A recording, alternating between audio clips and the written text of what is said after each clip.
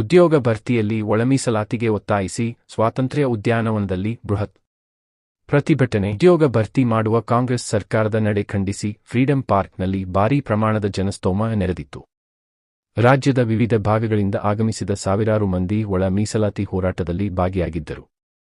ಆಂಧ್ರಪ್ರದೇಶದ ಮಾದಿಗ ದಂಡೋರ ಮುಖಂಡ ಮಂದಕೃಷ್ಣ, ಬಹುಜನ ಸಮಾಜ ಪಕ್ಷದ ಮುಖಂಡ ಮಾರಸಂದ್ರ ಮುನಿಯಪ್ಪ, ಮಾದಿಗ ದಂಡೋರ ಮುಖಂಡ ನರಸಪ್ಪ ದಂಡೋರ, ಅಹಿಂದ ಸಂಘಟನೆಗಳ ಸಂರಕ್ಷಣಾ ಸಮಿತಿ ಅಧ್ಯಕ್ಷ ಮುತ್ತುರಾಜ್, ಒಳ ಮೀಸಲಾತಿ ಹೋರಾಟ ಭಾಸ್ಕರ್ ಪ್ರಸಾದ್, ಮಾದಿಗ ಮೀಸಲಾತಿ ಹೋರಾಟ ಸಮಿತಿಯ ಕೇಶವಮೂರ್ತಿ, ಪೌರ ಕಾರ್ಮಿಕರ ಸಂಘದ ಅಧ್ಯಕ್ಷ ತ್ಯಾಗರಾಜ್, ವಿವಿಧ ಮಠಗಳ ಸ್ವಾಮೀಜಿಗಳು ಭಾಗವಹಿಸಿದ್ದರು. ಒಳ ಮೀಸಲಾತಿ ವಿಧೇಯಕ ರಾಜ್ಯಪಾಲರ ಸಹಿ ಪಡೆದು ಅನುಮೋದನೆಗೊಂಡಿದೆ ಎಂದು ಸಂತೋಷಪಡುವ ಸಂದರ್ಭದಲ್ಲಿ ಒಳ ಮೀಸಲಾತಿ ಅನ್ವಯವಾಗದಂತೆ 56,000 ಹುದ್ದೆಗಳನ್ನು ಭರ್ತಿ ಮಾಡುತ್ತೇವೆ ಎಂಬ ಫೆಬ್ರವರಿ 26ರ ಸಚಿವ ಸಂಪುಟದ ತೀರ್ಮಾನ ಸಂವಿಧಾನ ಮತ್ತು ಸಾಮಾಜಿಕ ನ್ಯಾಯಕ್ಕೆ ಬಗೆದ ಘೋರ ನ್ಯಾಯವಾಗಿದೆ. ಆ ಮೂಲಕ 35 ವರ್ಷಗಳ ಒಳ ಮೀಸಲಾತಿ ಹೋರಾಟಕ್ಕೆ ಮಹಾದ್ರೋಹ ಎಸಗಲಾಗಿದೆ.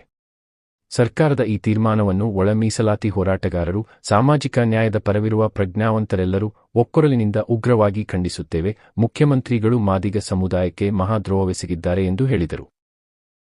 ಚುನಾವಣೆ ಪೂರ್ವದಲ್ಲಿ ಸರ್ಕಾರ ಬಂದ ಮೊದಲನೇ ಅಧಿವೇಶನದಲ್ಲಿ ಒಳ ಮೀಸಲಾತಿಯನ್ನು ನಮ್ಮ ಸರ್ಕಾರ ಜಾರಿಗೊಳಿಸುತ್ತದೆ ಎಂದು ಪ್ರಣಾಳಿಕೆಯಲ್ಲಿ ಕಾಂಗ್ರೆಸ್ ಘೋಷಿಸಿತ್ತು. ಚಿತ್ರದುರ್ಗ ಸಮಾವೇಶದಲ್ಲಿ ಅದೇ ಭರವಸೆ ನೀಡಲಾಗಿತ್ತು. ಸರ್ಕಾರ ಬಂದು 2 ವರ್ಷ ಮುಗಿಯುತ್ತಿದ್ದರೂ ಒಳ ಮೀಸಲಾತಿಯನ್ನು ಜಾರಿಗೊಳಿಸುವ ಪ್ರಾಮಾಣಿಕ ಪ್ರಯತ್ನ ನಡೆಸಲಿಲ್ಲ.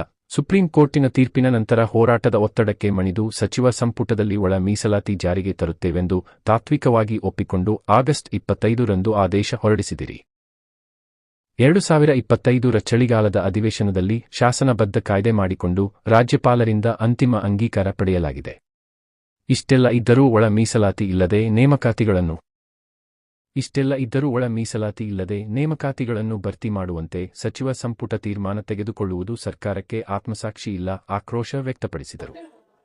ಸರ್, 3 ದಶಕಗಳ ಕಾಲದಿಂದ ಮಾನ್ಯ ಮುಖ್ಯಮಂತ್ರಿಗಳು ಬರೀ ಸುಳ್ಳು ಹೇಳ್ಕೊಂಡು ಇದು ಇವತ್ತು ಒಳ ಮೀಸಲಾತಿಗೋಸ್ಕರ ಎಷ್ಟೊಂದು ಪ್ರಾಣ ಬಲಿದಾನಗಳೆಲ್ಲ ಆಗಿದಾವೆ. ನಮ್ಮೆಲ್ಲ ಸಮಯಗಳು, ವ್ಯರ್ಥಗಳು, ನಮ್ಮ ದುಡಿಮೆಗಳು ಎಲ್ಲ ಇವತ್ತು ವ್ಯರ್ಥ ಆಗಿದಾವೆ.